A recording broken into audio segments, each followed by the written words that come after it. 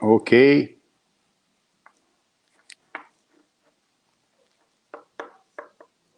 Ô, Fernando, tá sem som? Oi? Ok. Deu? Deu? Estamos no ar. Tá bem?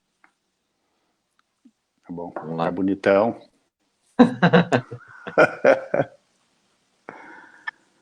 Vamos lá, pessoal.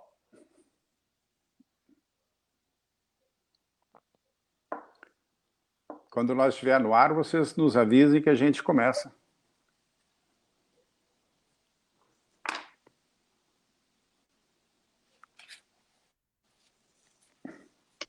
Ah, estamos no ar, então. Ok. Fernando, nós estamos iniciando a live, hoje uma live diferente, uma live onde o Fernando está em casa e eu estou em casa também. A gente preferiu fazer nesse formato, a partir de hoje, as lives, para a gente até dar o exemplo aí para a turma e, e, e poder ser mais ágeis, inclusive nos finais de semana. Bom, pessoal, nós iniciamos aqui a live, vou iniciar a live de hoje. Primeiro, comentar com vocês que nós, a semana inteira, nós estávamos monitorando essa questão da bandeira vermelha, né? E quinta-feira nós fizemos reunião, sexta-feira fizemos reunião, e sexta-feira, ontem, confirmou-se aquilo que a gente estava esperando, né? A gente tem monitorado, infelizmente, é aquilo que eu tenho falado constantemente, há uma necessidade de haver uma conscientização maior da população, principalmente pessoal de bairro, né, que normalmente fica mais liberado, está perto de casa. A pessoa, quando vai para o centro da cidade, ainda pega máscara, até porque tem que andar no ônibus, tem que andar de máscara, né, Fernando? Isso. Mas no dia a dia, perto da sua casa, e eu tenho rodado pela cidade inteira, a gente tem percebido que o pessoal ainda falta um pouquinho de conscientização. Bom, haja vista aquela festa, né, que teve aí no final de semana, de sexta para sábado, no bairro Rio Branco, onde nós, a Brigada Militar, autuou uma festa com 138 pessoas, num salão que não tinha prevenção de incêndio, não tinha autorização da prefeitura, 138 pessoas dançando, jogando bilhar, som alto, sem máscara, ou seja, sem proteção nenhuma, sem álcool, sem nada. Enfim, um cúmulo assim, que a gente fica entristecido pelo despreparo e descaso desse pessoal. Uma turma de inconsequentes que, infelizmente, se ali tiver um caso de coronavírus, esse caso vai haver uma contaminação nos outros 137, e provavelmente essas pessoas ainda vão para casa e vão levar esse vírus para os pais, para os avós, para as pessoas com doenças, ocasionando o que está sendo ocasionado. Nós temos ainda outros casos também de outras atividades e que, infelizmente, tem acontecido isso, né? Então, o fato de nós entrarmos na bandeira vermelha, essa sinalização, o Fernando, através da Secretaria de Saúde, e nós já tivemos a previsão de que isso ia acontecer, né? Então, até o Fernando pode explicar quais são os critérios que fazem a região toda, ou seja, não é só Canoas. Canoas faz parte da 8ª região. A 8ª região são 18 municípios. Vai Canoas, Esteio, Sapucaia, depois entra pela Tabaí, vai Santa Rita, Montenegro, enfim, essas cidades todas aí ao longo da Tabaí, são 18 municípios, vai até Montenegro, né? E dessas cidades que estão sob o risco, sob a bandeira vermelha na região 8, 5 cidades têm estrutura de leitos, né, que podem contribuir para a melhoria desse sistema. Então, o Fernando vai dar uma explicação agora para nós. Bom, boa noite, então, agora, início de noite, de domingo, de final de semana. Vamos falar um pouquinho por que talvez a gente tenha entrado aí na bandeira vermelha, que nós já tínhamos alertado ao longo da semana da possibilidade de irmos para a bandeira vermelha, porque a gente estava monitorando aí o número de casos de pessoas que procuravam serviço, o número de pessoas que positivaram para o coronavírus nos últimos dias, né? Em 8 dias a gente dobrou o número de casos praticamente no município de Canoas, tá? Isso mostra que a evolução, a velocidade de avanço da doença, e ela aumentou tanto no município de Canoas quanto em toda a região metropolitana, né? Vocês podem ter visto que tanto a região de Porto Alegre, quanto a região de Canoas, quanto Novo Hamburgo, quanto a parte do litoral, foram as que entraram em vermelho, tá? Dentre essas 4 regiões, a nossa é a que está com o melhor índice, né? Então, na contagem final, numa pontuação de 1,8, tá? Enquanto que outras regiões, por exemplo, né? A região de Novo Hamburgo está com 2,05, a região de Porto Alegre está com 1,83, um pouco mais do que a gente, tá? E a região de Capão da Canoa 1,85, e nós estamos com 1,80, tá? Quais foram os fatores, né? Lembrando que o distanciamento controlado, ele leva em consideração alguns fatores, tá? O primeiro fator que ele leva em consideração é a velocidade do avanço. Nesse quesito, nós temos 4 indicadores. Um é número de hospitalizações confirmadas para coronavírus, registrado nos últimos 7 dias, comparado aos 7 dias anteriores.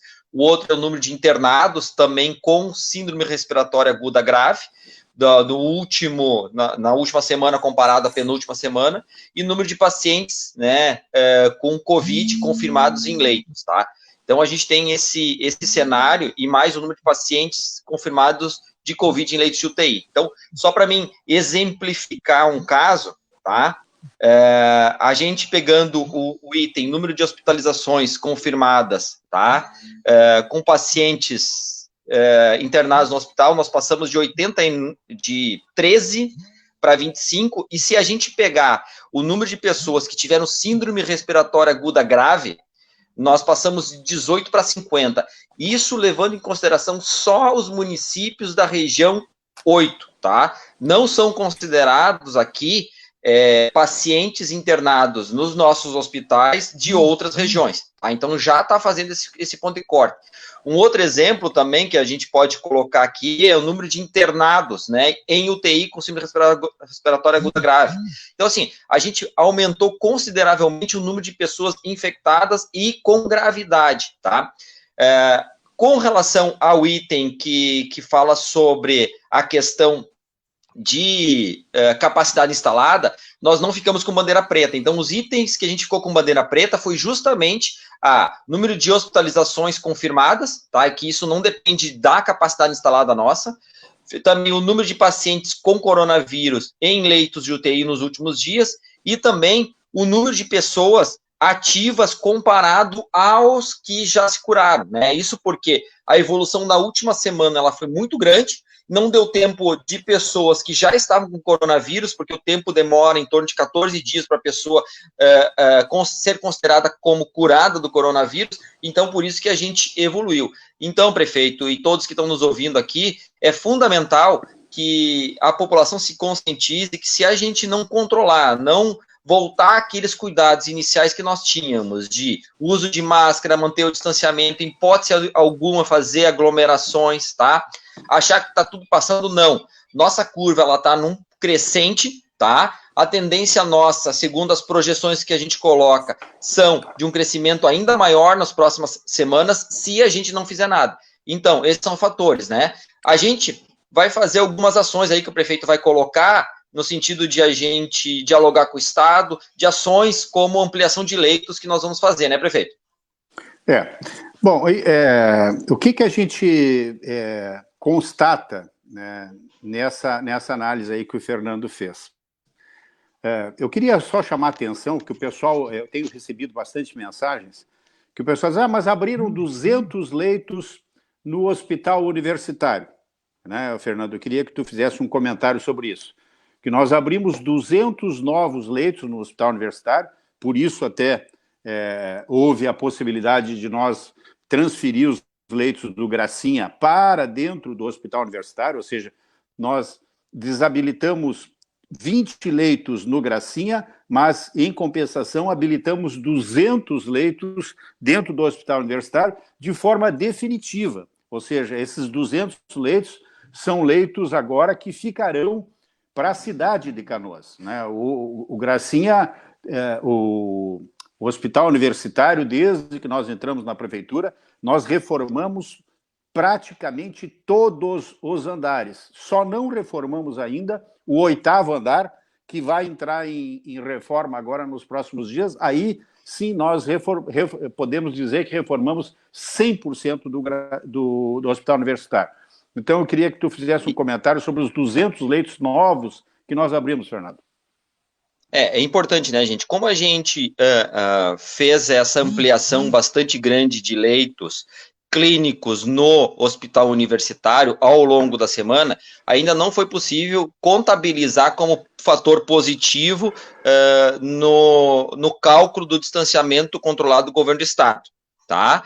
E além disso, né, fazendo essa conta, no item número de leitos disponíveis, nós estamos na bandeira amarela, prefeito, e todos que estão nos ouvindo, né? Então, assim, não é a falta de leitos que nos prejudicou. Nós tivemos, sim, um aumento bastante grande de pacientes em leitos de UTI, chegamos a uma situação bem crítica no final de semana, mas não faltou leito, é importante destacar. Hoje, neste momento, nós estamos ainda com 7 leitos disponíveis, tá? Sempre cuidando de colocar as pessoas que são coronavírus num espaço da UTI, numa UTI específica, e quem não é coronavírus em outro, tá? Porque eu tenho visto muitas pessoas comentar de que estão misturando os pacientes. Não, a gente toma todos esses cuidados, tá?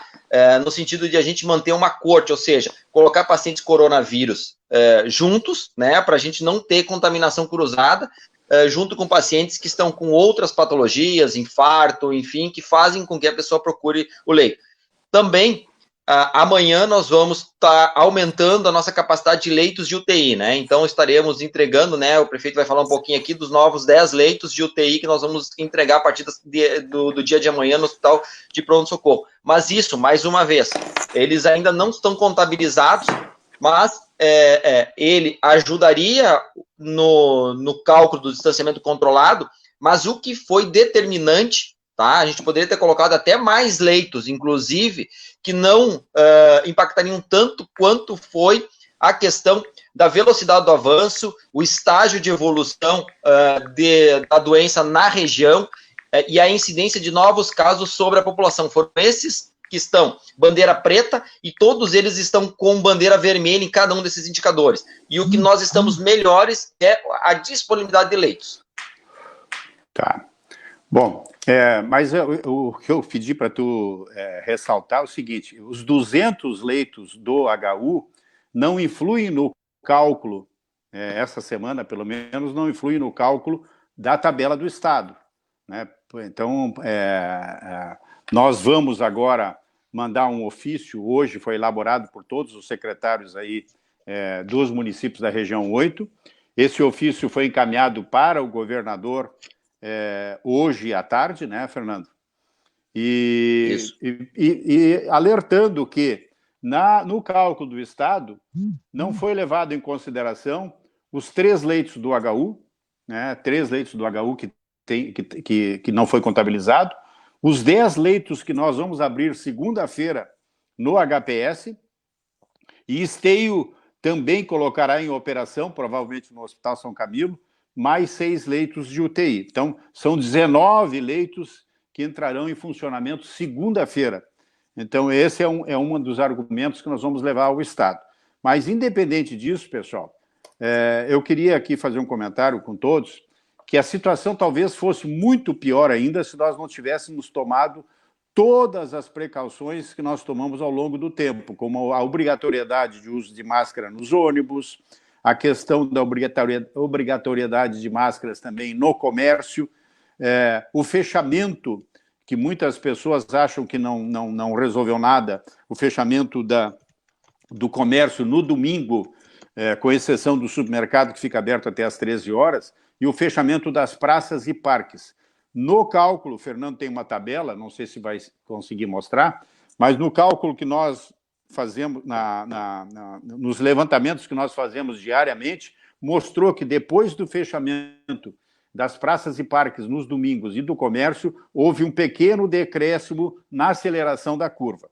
Mas, infelizmente, o vírus vem crescendo no Rio Grande do Sul inteiro, tanto é que a bandeira vermelha foi na região de Canoas, com seus 18 municípios, na região de Novo Hamburgo, com outros tantos municípios naquela região, na região de Porto Alegre, que tem junto consigo mais 30 e tantos municípios, e na região de todo o litoral, ou seja, uma abrangência bastante grande, que eu acho que pega praticamente mais da metade da população do Rio Grande do Sul, essa questão das bandeiras. Se não pega mais da metade, deve pegar quase isso. Então, é uma preocupação grande, o governador está muito preocupado com isso, e todos nós estamos também. Então, eu queria só chamar a atenção para esse detalhe que está acontecendo, né? E da questão da conscientização, né? Se nós não, de nada adianta, se nós tomarmos todas essas providências que nós estamos tomando, todas as precauções que nós fizemos na questão dos hospitais de campanha, eu queria aqui alertar o pessoal a utilidade do hospital de campanha. O pessoal confunde que o hospital de campanha, de repente, é para ficar internado com leite de UTI. Não. A principal finalidade dos hospitais de campanha é tirar as pessoas com possíveis sintomas de coronavírus que se dirigem até a rede de postos de saúde para verificar se estão com Covid ou não. Então, essas pessoas, se não houvesse hospital de campanha, elas entrariam dentro das UPAs, entrariam dentro dos postos de saúde, e aí teria o perigo de contaminar outras pessoas que ali estão, como idosos, crianças, enfim, pessoas que estão lá por outros motivos, né? Haveria essa contaminação. Então, a principal finalidade do hospital de campanha é fazer com que as pessoas não entrem nos postos de saúde e UPAs e sejam examinadas e feita a triagem no hospital de campanha. Nós já fizemos, para vocês terem uma ideia, no hospital de campanha da Rio Branco e no hospital de campanha da Boqueirão, nós já fizemos mais de 6.000 atendimentos. 6.000 atendimentos.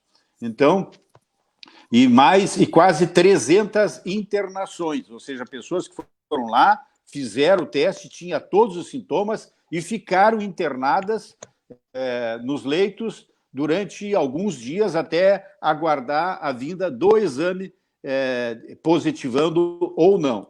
Em alguns casos, também pioraram, foram para a UTI e dali foram depois removidas para o hospital universitário, que é a UTI do hospital de campanha, exatamente para esse atendimento provisório. Eu acho que era isso, né, Fernando, que eu queria dar... Eu queria falar um pouquinho sobre essa questão, se me permite, perfeito, falar um pouquinho sobre essa questão do hospital de campanha, tá? Às vezes tem alguns questionamentos. Os nossos 2 hospitais de campanha que estão em funcionamento, ele tem 10 leitos clínicos e cada um 2 leitos de UTI, tá? A ideia nossa é sempre ser um hospital de passagem, tá? As pessoas ficarem o mínimo possível, porque ele trabalha com porta aberta, diferentemente do HU, que trabalha com porta fechada, ele é referência para isso, tá? Isso. Mas montamos uma estrutura adequada para caso a gente precise ficar mais dias, 1, 2 dias, até um leito vagar, caso a gente tenha aí uma superlotação, estamos bem próximo.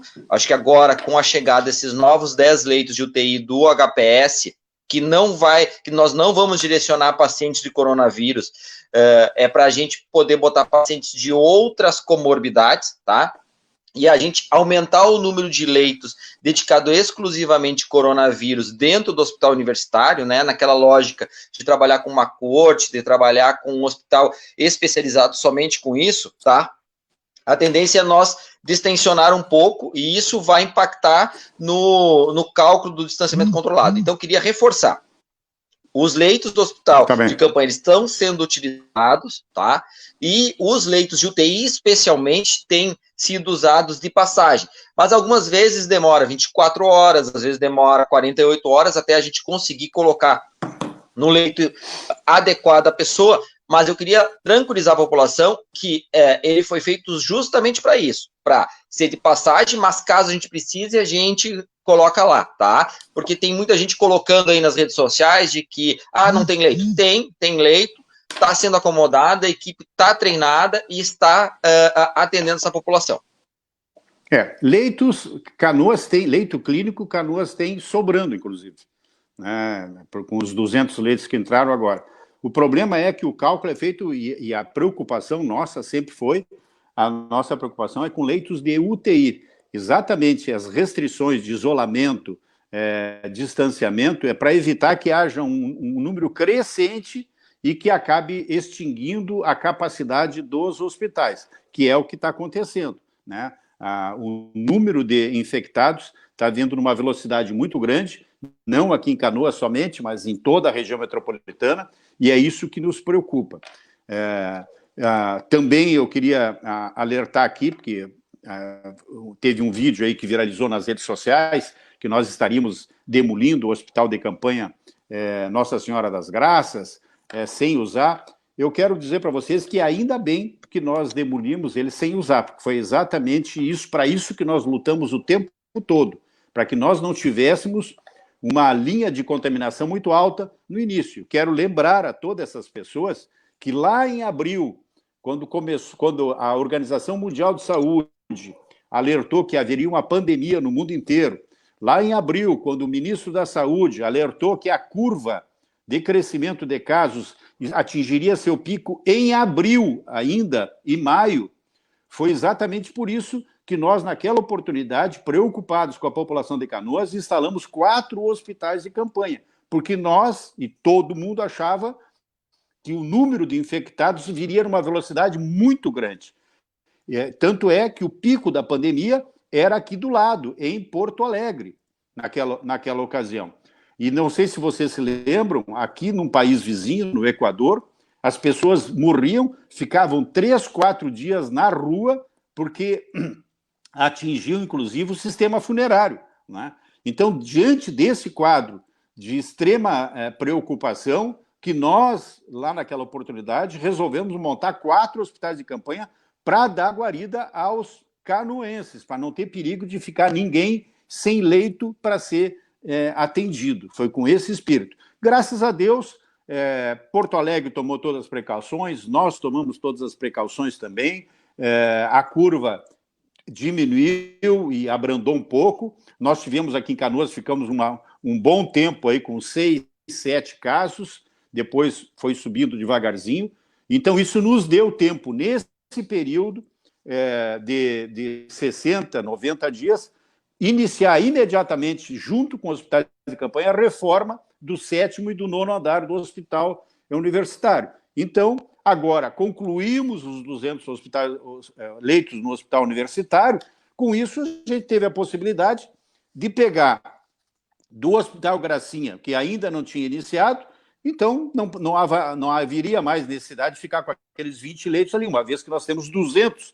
Então, nós realmente demolimos o Hospital Nacional das Graças, levamos a estrutura de leitos UTI para dentro do hospital universitário, para não ficar pagando um hospital de campanha sem necessidade daqui para diante, porque agora não haverá essa necessidade, porque nós temos 200 leitos.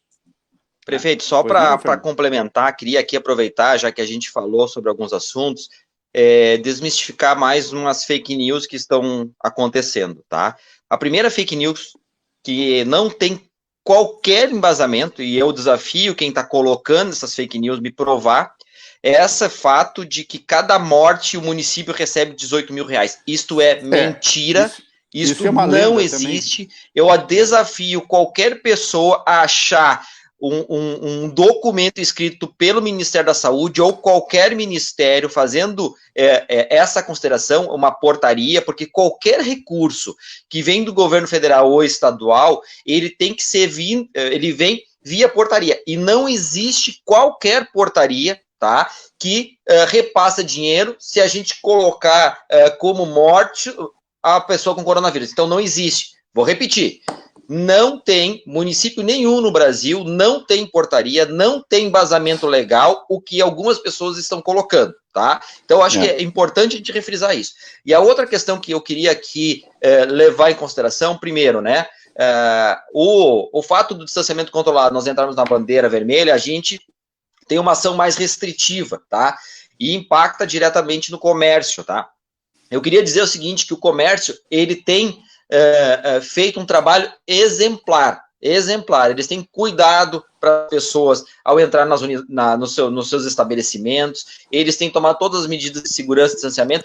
Claro que tem as exceções. Para isso, nós temos trabalhado muito fortemente na questão da fiscalização, né? A fiscalização tem autuado vários serviços, tem atuado à noite, especialmente, para inibir a questão das aglomerações, mas a conscientização de cada um, nós pedimos para a gente voltar à bandeira laranja, se a gente não conseguir a partir do instrumento que nós estamos protocolando agora, nos próximos minutos, tá? Em conjunto com os outros municípios, para uma reconsideração do Estado em função do aumento de leitos que Canoas e Esteio proporcionaram, tá? A gente vai ter que, ao longo dessa semana, minimizar o índice de contaminação, e isso depende muito das pessoas. Então, eu queria reforçar os cuidados de higiene, o uso de máscara, evitar aglomeração, não compartilhar toalhas, instrumentos, chimarrão, nada disso, porque isso tem aumentado, sim, o número de pessoas contaminadas.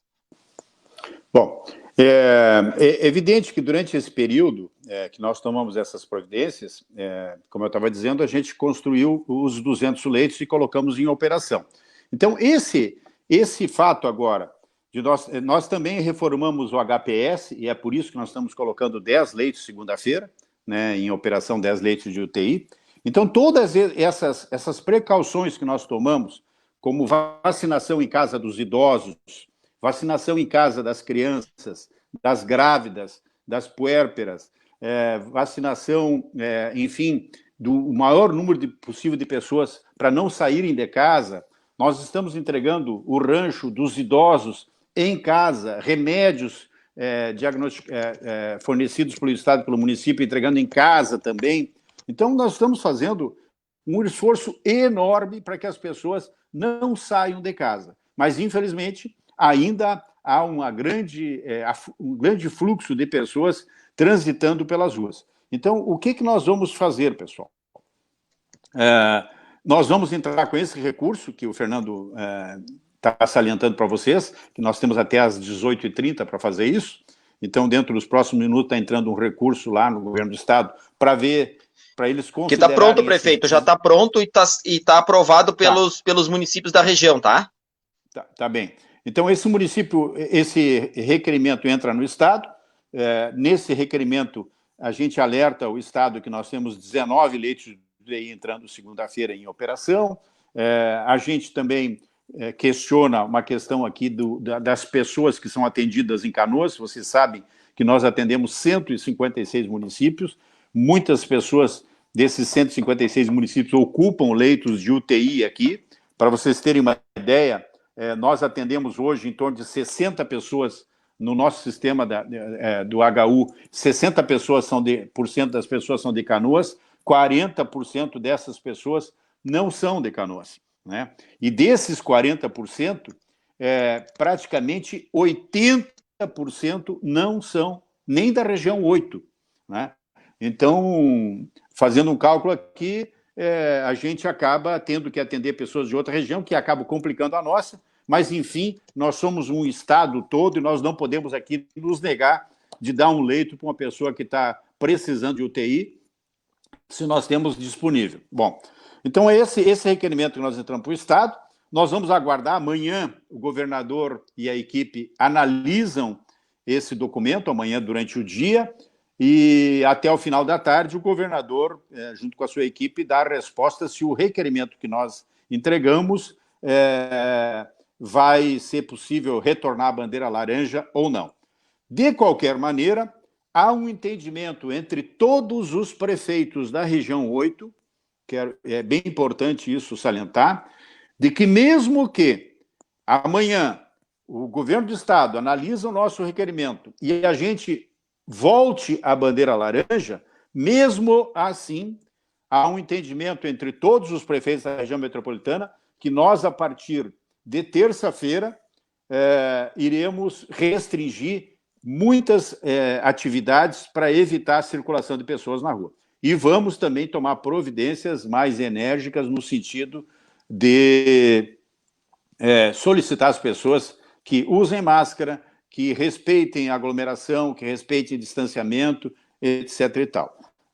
Prefeito, de qualquer maneira, só queria acrescentar ainda, se me permite, até para a gente poder controlar o número de pessoas nas ruas, tá? A gente vai intensificar, sim, a nossa fiscalização, mas a gente vai fazer também ações, né? A gente tem entregado os ranchos em casa, né? Eu acho que é importante destacar isso. Também nós vamos evitar que pessoas do grupo de risco saiam, então vamos entregar as vacinas, entregar os medicamentos em casa, tá? Para a gente poder evitar isso. E outras ações que fazem com que a pessoa fique em casa. Então, o município de Canoas está fazendo todas as ações para evitar que as pessoas saiam. O grupo de risco, o Fernando está dizendo o seguinte, que o grupo de risco, aquelas pessoas que têm doença, os idosos, enfim, o grupo mais suscetível se tiver uma internação e está suscetível a óbito, essas pessoas que têm problemas de saúde, têm idade avançada, como é o meu caso, essas pessoas nós vamos fazer um esforço com toda a prefeitura, com todas as nossas equipes, de ir na casa das pessoas para que elas não precisem sair de casa. Assim como as mães grávidas, né, a gente também vai ter um atendimento diferenciado. Prefeito, já que tu falou das equipes, eu não posso, né, como quem está aqui acompanhando e liderando esse processo dentro da Secretaria de Saúde, deixar de agradecer aos profissionais da saúde, né, os profissionais da saúde que têm sido abnegados, têm sido fortes, resistentes. Tivemos algumas baixas, sim, de profissionais que se contaminaram, mas a gente tem um exército de pessoas que tem trabalhado dia e noite, tá, para fazer o acompanhamento. Então, queria aqui publicamente agradecer as unidades de saúde, as unidades de pronto atendimento, os profissionais dos hospitais de campanha, dos nossos hospitais, que têm feito todo o esforço e merecem as nossas os melhores votos de parabéns aí. Eu quero agradecer realmente o Fernando, bem lembrado. Nós tivemos uma equipe essa semana agora que passou, uma equipe lá do HU que ficou contaminada também, porque são os profissionais que estão o tempo todo em contato com as pessoas. É inevitável que isso aconteça. Aliás, no mundo inteiro, são os profissionais da saúde que são os mais atingidos nesse processo, né? Então, nós queremos aqui agradecer e dizer que nós, independente de nós retornarmos a bandeira laranja ou não amanhã, que amanhã vai ser analisado, nós, a partir dessa semana, vamos tomar atitudes mais restritivas na condução do processo de Canoas, independente de continuar... Porque se amanhã nós continuarmos na bandeira vermelha, haverão muitas pessoas que não vai cair a ficha, né, e que vão continuar fazendo o que tem que ser feito. Então, independente de qualquer coisa, nós tomaremos algumas atitudes. Nós vamos fazer uma reunião amanhã, enquanto o Estado analisa nosso pedido. Nós amanhã vamos fazer uma reunião do Grupo Coronavírus para a gente discutir esses casos. Mais alguma coisa, Fernando? Não, é isso, prefeito. Tá. Então, eu quero agradecer a todos, obrigado pela audiência, uma audiência sempre grande, com muitas pessoas assistindo e preocupadas, eu agradeço, e dizer para vocês que a gente espera que o Estado reconsidere, né, os nossos casos e que, independente disso, essa semana vai ser uma semana bem diferente. Muito obrigado, um abraço a todos.